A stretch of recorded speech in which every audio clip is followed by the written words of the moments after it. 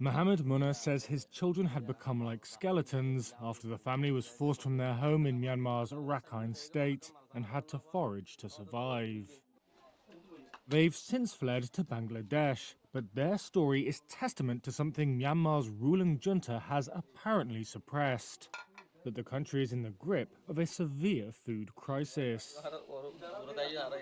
Before leaving Rakhine, Munna says he saw his neighbor's 2 young children die. They ate jungle leaves due to days of starvation, and food poisoning killed them. They passed away during a rainy night while sleeping on a tarp mat in their burnt-down house. A day later, their mother also passed away. Hunger in Rakhine, home to the persecuted Rohingya minority, is so severe that it's partly responsible for an exodus of 70,000 refugees to Bangladesh this year. But an investigation by Reuters has found that Myanmar's junta has been pressuring researchers to not collect data about hunger and aid workers not to publish it. And that's had an impact.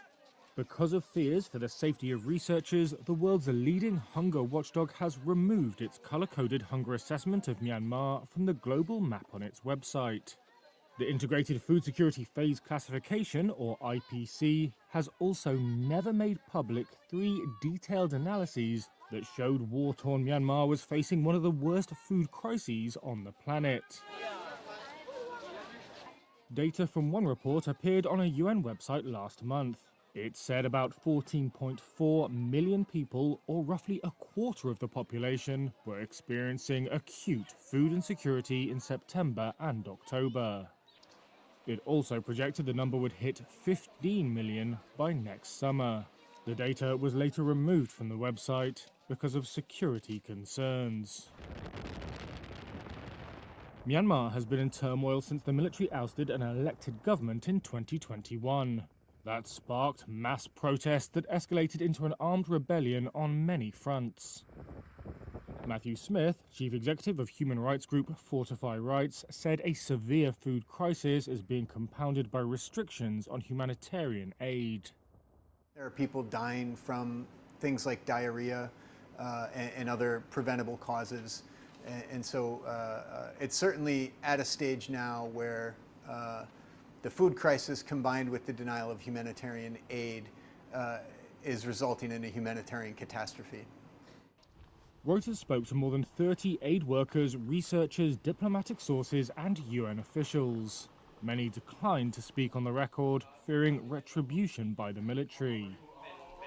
An official at Myanmar's Ministry of Information didn't respond to questions for this story.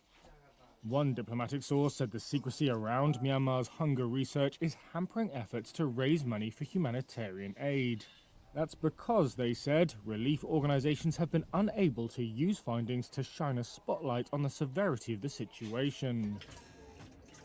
Aid workers described a harrowing environment of clandestine data collection and fear around publishing their findings. And that fear is justified.